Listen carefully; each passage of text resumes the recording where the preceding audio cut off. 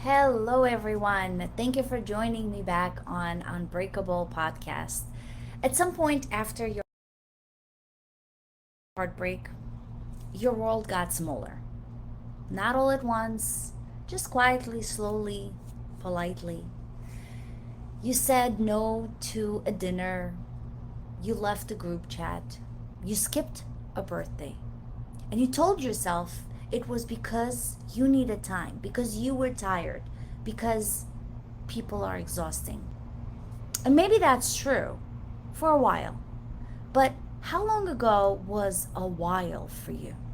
Some of you have been taking space for 3 years.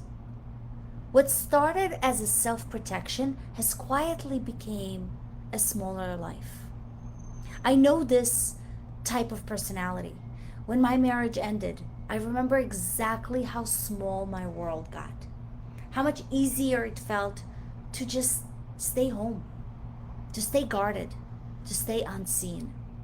I am a biochemist by training, and I know the science of why that happened. And I am a woman who lived it, so I know the ache of it as well. My name is Olga Benyaminov. I am an empowerment and healing coach, and I run Unbreakable-You, which is a space for women who are not just surviving their heartbreak, but they're actually building a completely different life on the other side of it.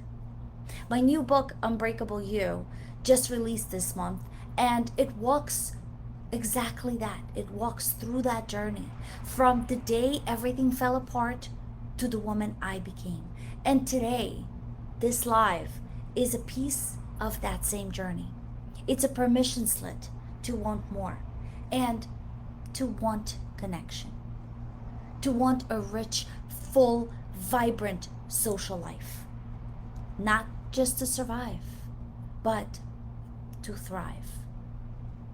This whole month, the month of August, I will be dedicating to social life. And I want to go through three different important components of you regaining your social life. But first, it starts with why. Why pain constructs our world. Let's start with what actually is happening when we go through a heartbreak, a loss, or a betrayal. Because it's not just emotional, it's neurological.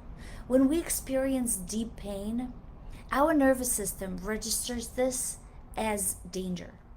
And danger means protect yourself, pull in, make a circle smaller, trust fewer people, show up less. That withdrawal is not a character flaw. It's your biology doing exactly what it's designed to do. You were hurt in a connection, so your system wants to avoid any further connections. And the problem is not the nervous system because it doesn't have an expiration date on the protection mode. It will keep you contracting the world indefinitely unless you actually consciously interrupt the pattern. I want to use a quote that I wrote in my book. You cannot find yourself in another person. You can only lose yourself again. And this is so important, and I hope you understand what that means because in my book, I write about the reasons um, why relationships should not start right after one relationship end. And I write about the season after my divorce when I tried to fill that emptiness with someone else's attention instead of actually doing the harder work of meeting myself. And it didn't work. It couldn't work. And here's the part that matters for today. The same instincts that send us running towards the wrong person can also send us running away from everyone into isolation that only feels safe. Both are avoidance, neither is healing. The Harvard study on adult development, it's an 85 years study with data, the longest happiness study ever conducted, found that the single greatest predictor of long, healthy, happy life is the quality of your relationships. Not your career, not your income, your relationships. So when you withdraw as a protection strategy, you are unknowingly withdrawing from the very thing that fuels your healing. That's the cost. And today, I want you to start choosing differently because I'm not asking you to go back to who you were before. Because before, maybe your social life was built on obligations or on proximity or the friends who came with the relationship that you already had, the ones who dissolved the moment that relationship of yours ended. Before, maybe it was just built on performance. People knew your surface, almost nobody knew the real you. And that was not thriving social life. That was a performance social life. You don't have to rebuild that. What I'm talking about is about what is available for you now. As the woman who have done the work, I want you to look at different things. You should look differently. Friendships build on deep connection, not just history. Healing gives you the capacity to actually let people in. Connections should be reciprocal. You give, you receive. You show up from abundance, not fear. Also, community. Community has to be one that reflects who you are, not who you used to be.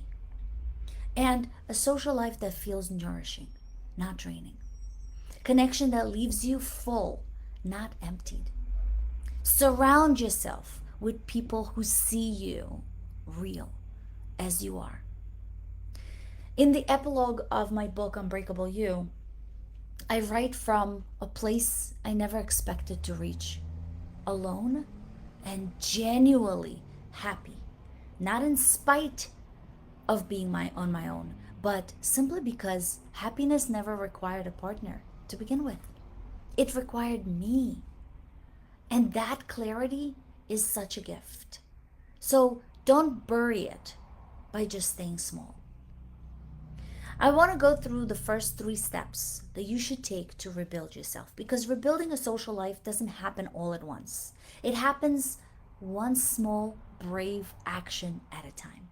3 steps, not a whole 90-day plan, just 3 steps. Step 1, reach out. Just one reach out. Think of one person you've been meaning to connect with, to reconnect with, and this week, just text them. Hey, I've been thinking about you. How are you doing? And that is it. Step number 2, say one yes. That's one invitation that you've been saying no to because it felt like too much for you this week. Say yes.